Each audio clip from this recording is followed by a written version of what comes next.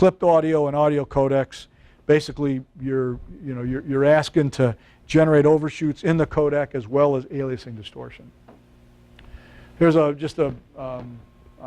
most of us, this is a bit of a refresher, an overview as to how perceptual coding works. The whole temporal masking aspect. And now we'll begin to drill down into, be it HD radio, DAB, or streaming. Again, it's all packed up audio that's in a pipeline. So, what we're talking about for HD radio applies for Europe and DAB, and for the guys that are doing netcasting. The key here is, even though we're going to have an absolute maximum peak level, which is 0 dBFS, or some facsimile nearby, the key is improving the efficiency of the codec. And when we improve the efficiency of the codec, we're going to improve how the audio sounds. We have learned, as we have in FM stereo, the processor needs to be a partner with the codec. That's why, I was lightheartedly saying to the transmitter guys, let us do the stereo generator. When they're a partner, all is good. It does need dedicated conditioning. And just as we learned with FM stereo, intermod and harmonic distortion do affect coded audio. In this case, any THD that gets into the codec will generate aliasing, and if the look-ahead limiter that we will use to provide the precision peak control doesn't have a method to control intermod distortion, there will be a deficiency in audio quality. Now, in coded audio, we're going to go to that look-ahead limiter, which I gave a brief overview of a while back. A careful design will avoid intermod distortion, along with spectral management. If we're able to manage the spectrum in such a manner, based on whatever bit rate that's used, we'll be able to generate best efficiency of the codec and quality downstream. And, keep knocking this over. As we learned with the clipping situation, if we understand what creates the artifacts, we can provision that through an intelligent algorithm. So, I used a new term here called codec provisioning.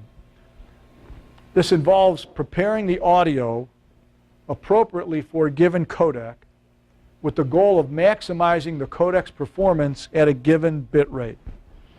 As you know, we live in a world where there's MP3, AAC, I don't know how many people might still use Windows Media. There have been a number of different coding methods that and each one of them have their own set of crazinesses. And if we understand the various anomalies of the given algorithms, we're able to achieve best performance. It is a moving target. As I just mentioned, they behave differently, and their behavior will also alter based on the audio content. So this is where conventional audio processors fall short when used in a coding environment, because traditional dynamics processing has been able to adjust or address some of the hurdles and artifacts affected by audio coding. However, as you can see, the codec constantly is adapting and modifying its algorithm because of the masking filter, and if the audio processor is not aware of that, or what effects can come about because of that masking filter, that's where the traditional processors can't keep up. And unless it can do the same, it's going to be hit and miss. Some things will sound real good, other things will leave a lot to be desired. So what we ended up doing is we developed something called the census technology. This is an algorithm that detects the troublesome content for the codec, and it modifies the processor's behavior instantaneously. Believe it or not, what it's able to do, it's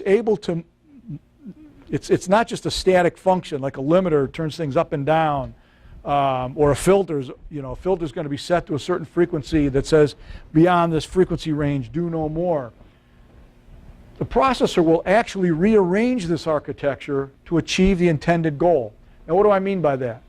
it will have the ability to move a filter, dynamically move the corner frequency of the filter. It will have the ability to determine, do I process in stereo? Do I reduce the stereo image if there's too much stereo, which could cause artifacts at a low bit rate? It has the ability to actually modify itself based on the content, because it's pre-programmed to know that if I modify my performance based on certain characteristics, the following codec is going to work in a much better fashion. The ultimate goal from me, and now I'm going to take a moment, peek into the crystal ball a little bit, is we're right on the front end of doing some joint work with codec developers, to where the codec developer, and believe me, I don't want to get into making a codec myself, but if you can, if the codec could give me some information that says, look, when this happens, I'm going to do that, and if, under these conditions, if I can let you know when I'm going to be getting into trouble, if you can fix it, back at the farm, I'm going to do better, then we all win.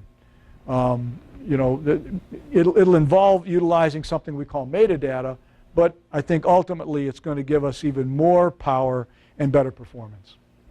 The result, again here, even with what we have, more consistent audio quality through the coded transmission system, even at lower bit rates, mono or stereo. A big challenge has always been solo voice content. At low bit rates, the intelligibility is many times becomes extremely difficult. And the census algorithm, it does provide and improve intelligibility, along with trying to get the audio to be the cleanest and smoothest possible. Well, typical loudness mechanisms can cause trouble. I've alluded to a little bit of this. Won't go into too much detail. The hard limiting, distortion control generates aliasing distortion, compressors and limiters, and even stereo sound field manipulation. If not done properly, it can exaggerate artifacts in a codec. I think I've touched on a little bit of this. Now, give you an idea why I mentioned we shouldn't use clipping through a codec. Hopefully you can see this. This is pre-codec. This is 2 kilohertz tone that's been clipped. If you can see it, there's the fundamental, and there's like the third harmonics. Now, this is that same frequency through a codec. All of this junk here, that's aliasing distortion. Now that's one tone. Imagine again, music content, multiple frequencies, you're going to get a lot of stuff, and that's why utilizing a clipper or hard limiter in an audio processor, then into a codec at any bit rate, is not recommended.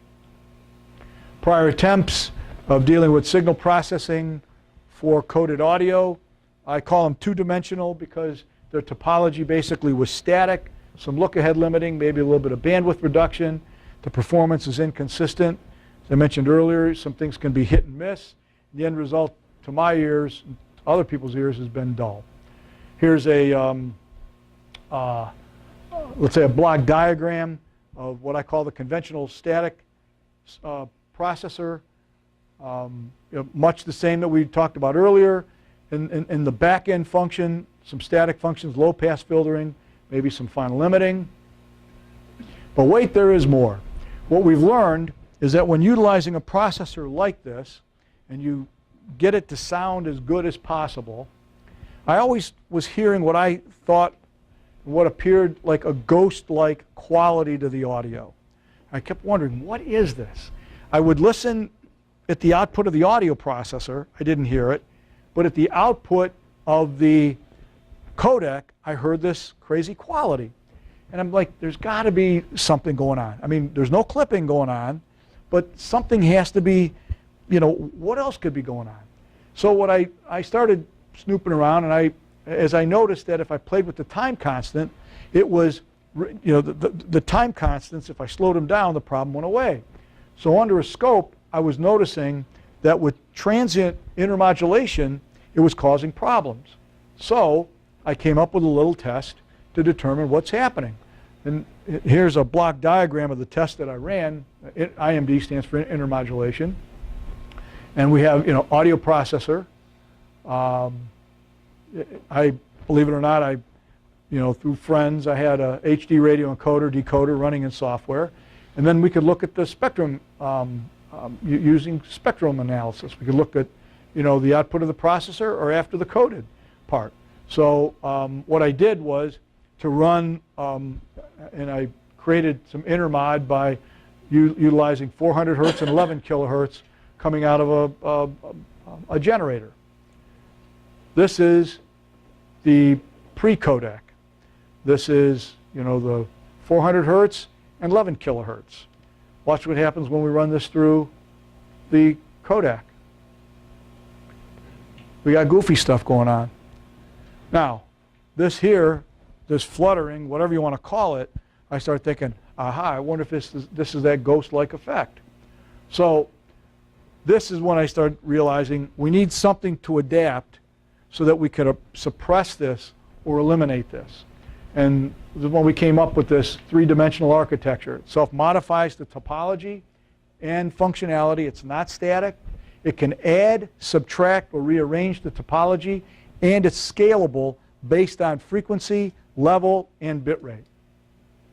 It's a combination of a limiting algorithm, some intermod cancellation, and it removes the ghost-like effect. And another important aspect, it improves the mono voice intelligibility aspect. So there's a bit of an overview of how the census dynamic function operates. So now what I have here, and we'll have an audio sample here in a moment, is that same block diagram, but in the back end where it says census, here we're taking care of the limiting, the bandwidth control, and at times letting it out and tightening it up, as well as determining if it's a stereo or multi-channel piece of content, if we have to modify any of the sound field. Louvre Museum, Paris. This is the low bit rate. Renowned curator Jacques Saunière staggered through the vaulted archway of the museum's grand gallery. He lunged for the nearest painting he could see, a Caravaggio. Grabbing the gilded frame, the 73-year-old man heaved the masterpiece toward himself until it tore from the wall, and Saunière collapsed backward in a heap beneath the canvas. As he anticipated, a thundering iron sounds pretty nasty. Nearby, barricading the entrance to the suite. Sounds bland. Very, very. Now, will many people be doing HD radio at 16 kilobits? Don't know. Possibility exists. Obviously, for the sake of demonstration, I'm showing a worst case situation, although something like this could be sent over the internet, obviously. Now watch what happens. Louvre Museum, Paris, 10:46 p.m. Renowned curator Jacques Saunière staggered through the vaulted archway of the museum's grand gallery. I mean, it's coded. He lunged for the nearest painting he could see, a Caravaggio. Grabbing the gilded frame, the 73-year-old man heaved the masterpiece toward himself until it tore from the wall, and Saunière collapsed backward in a heap beneath the canvas. As he anticipated, a thundering iron gate fell nearby, barricading the entrance to the suite. Huge difference. I mean, the second one is coded, and it's at a low bit rate, but the difference from one to the other is pretty, to my ears, is quite startling. It's stuff like this, and this technology, by the way, is in the current line of processing, such that at low bit rates, or really any bit rate, we can properly condition the audio so that when we hand it off to Jeff's device, Jeff's device is then going to be able to do the best job possible. Just for some fun, you can't really see a lot of it, but that's a bit of the block diagram as to how the algorithm works. You'll notice that in your take-home, that algorithm, this slide has been omitted, only on account of the fact that my cat did the work and he's in the mafia, and he keeps telling me I'm going to meet Jimmy Hoffa if I give away his secrets. Hey, let me ask you, and I guess it applies to this that I can't quite read. You say you look at it in advance before you condition it, right? In other words, you're pre-looking at it. I forget the terms now, there's so many slides beyond, but where are you looking at it before, and is that are you able to look at it before because of the inherent delay of the device? Actually, I add delay. To be able to look ahead? Yes. What you don't see in... Well, this is not a great drawing, okay? But here, this block here is a delay. Okay. Okay, and in that delay, I'm going to program in X number of samples of delay. So Okay? that you can look ahead. Right. And then meanwhile, while the audio signal is being parked there, a whole bunch of other things are going on. And then when it gets released, when it comes out of this delay, then a bunch of things have happened, and then it meets up with it. That's how the whole scheme of what's called look-ahead limiting works. Okay. And you know... And then when you're summing it back, it's a mathematical deal where you're summing it back in. Yeah. But believe me, there are things we're able to do due to the world of digital or DSP that was only a pipe dream. If I could diverge for just a moment, you know, one of the texts that we've been working on, and we have in this, is being able to do and I meant to talk about this earlier, doing FM stereo using single sideband instead of double sideband. Well, you know, one of the guys that was arguing with me about doing it, and a good friend of mine from New York, Bob Tarso, said, oh, I tried that back in 1985, back at WLTW, and I got all kinds of overshoots. I said, Bob, of course you did, because in the implementation in analog, you did not have the capabilities like we have in digital with delays and things of precision that just didn't exist back in the 80s. We're able to do things now for the analog section, the digital section, that was just a pipe dream before, you know, and now we've got power that's just, I mean, really the limitations are, you know, is the imagination. So, I think, believe it or not, guys, we're getting near the end. So some critical tips for success for processing for coded audio. Avoid processing with fast timing. You know, a lot of times you can get in there and play with the time constants. Even though we've got this stuff that suppresses intermod distortion, if you get the timing moving real fast, you can, you know, cause some annoyance to the codec. It'll start playing games with the masking filters actually in the codec. You know, I don't even know really what you're saying by when you say time constant and adjusting that, what you're really talking about. Okay. In this, and I'll bring it up here on the screen here when I finish. In the processor itself, when you go to have something that changes gain, there's something called the attack time and the release time. So when I'm talking about timing, that's what I'm talking about, the attack and release. Okay. And by the way, if I, you know, I get so used to this stuff, if I went over anyone's head, you know, I apologize. You want me to go back and redefine something, I'll be happy to do so. But that's what I'm talking about. Just, you know, a lot of times, and believe it, more than not, a lot of times just slowing things down, just turn the release time down a little bit. If something's sounding a bit annoying, slowing the system down will generally go a long way. I've also noticed that if you bury it in deep processing, what I mean, like more than 5 dB, 6 dB of gain reduction on the bar graphs, you get too much more than that. You're generally only going to be building up more intermod in the audio that can give cause to coding artifacts a little bit later on. This here is actually very, very important. And by the way, if, let's say, a like colleague from Orban, Greg Oganowski, was here giving this talk, he'd be telling you the same thing. Greg and I have had this discussion as buddies quite a bit. Most of these coding systems, what we've learned is that not all codecs, even if they're running this, you know, basically same algorithm, do perform the same. I have learned that some codecs, and I don't believe the HD radio ones, because I know the afternoon talk is going to be about HD radio, but I'm talking about if you're running coded audio or streaming. Some of the codecs will actually generate overshoot. So now think about it. And the overshoot can be up to 3 dB. So if you're running your output level, even if it's precision controlled, and you're running that output level, let's say at -1 dB full scale, and the encoder or the decoder that's coming out has 3 dB of overshoot, guess what? You're into a couple dB of clipping in the system. So I generally find, make sure that the system is capable, has enough headroom of what's going through it. And if so, you know, then you can use as much headroom, well, you can minimize the headroom as much as possible. But some codecs will have hiccups, if you will, along the way. Low bit rates do benefit from bandwidth control. If you're working with something that doesn't have a function like census, sometimes dialing back the bandwidth can help improve intelligibility. Again, I know I said it earlier, but clipping is a must to avoid. This here is just we have a couple products that, this is an example of one where you can actually have multiple audio processors operating in one engine, very many applications, networkable. I put it up here because I do believe it's like the wave of the future. I think at some point, I mentioned I'd peek into the crystal ball a little bit.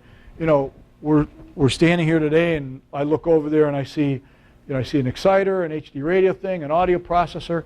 I think at some point we'll see broadcast equipment possibly end up in the cloud. You know, where, you know, we're on the brink of making it all networkable now, but being able to have it run in the cloud, I think, is something coming in the future, and something like this is on the way. What's next? I alluded to this a little bit earlier. Combination integrated audio processor codec, all in one.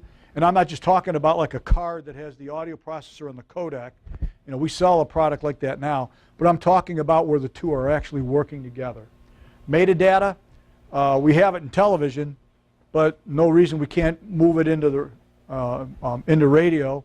And believe it or not, Fraunhofer in Germany is working on this for FM, on how best that we can transmit some metadata alongside the audio to better customize the listening environment for the end user. You mean like change the settings of the processor based on the music itself? It could be that, or you could get you could have it set to where, you know, based on how the processing's coming in and you're in your car, the car will be able to adapt to what's on the radio so it's best in the car.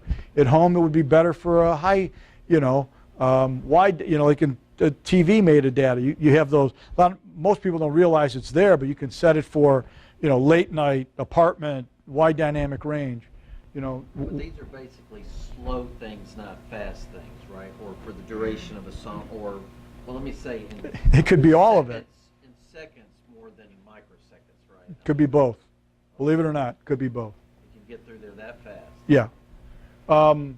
You know, the whole aspect of single sideband for multipath reduction, you know, we're right on the brink of wrapping up the testing with the subgroup of the NRSC. There's a possibility that at the fall radio show, the NRSC may have something to talk about with regard to that. MPX over AES. This is something that we brought to life jointly with Nautel, where we have digital all the way through, you know, basically the composite signal all the way through, right into the modulator, doing it digitally. And the last part is, it really does, it never ends. At least if I'm still hanging around, there'll be stuff going on. So as I wrap up, you know, obviously I've done a lot of the work that I talked about today, but I wouldn't be standing here today if it wasn't for a lot of people. And I like to try to point out some of the folks who've been a part of the journey. Sadly, the guys, the bottom three, I can only talk to through, you know, the whole spiritual manner, but if not for them as well, they've been a huge contributor to all the joy and excitement that we've had going on here with regard to Omnia, and, you know, Steve especially with regard to Telos and things of that nature. So I had to get something in there with regard to the railroad. I know Larry had sent me a question about wanting to know a little bit about the locomotive. That's a picture from obviously last summer. I am involved in 8th scale live steam, and I want to. As you can see, yeah, the numbers all go to 11. Look, right across the board. 11, 11, and most of 11, the amps go up to 10. Exactly. Does that mean it's louder? Is it any louder? Well, it's one louder, isn't it? It's not 10. You see, most blokes are going to be playing at 10. You're on 10 here, all the way up, all the way up, Yeah. all the way up. You're on 10 on your guitar. Where can you go from there? Where? I don't know. Nowhere, exactly. Why don't you just make 10 louder and make 10 be the top number and make that a little louder? Let's go to 11. Guys, I want to thank you. I'm guessing we've got lunch. If you guys want, we can turn it on and play with it. I can connect to it remotely, play with it on the computer. I don't want to hold anything up. I know Jeff's got a real good presentation himself. And I think I've wrapped it up. And again, it's been a true honor to come down here, and for so many of you to take time out of your weekend, a holiday weekend, to come and spend here has been tremendous. I hope I've been of benefit and value to you guys. If anyone has any questions, I'm most happy to answer them.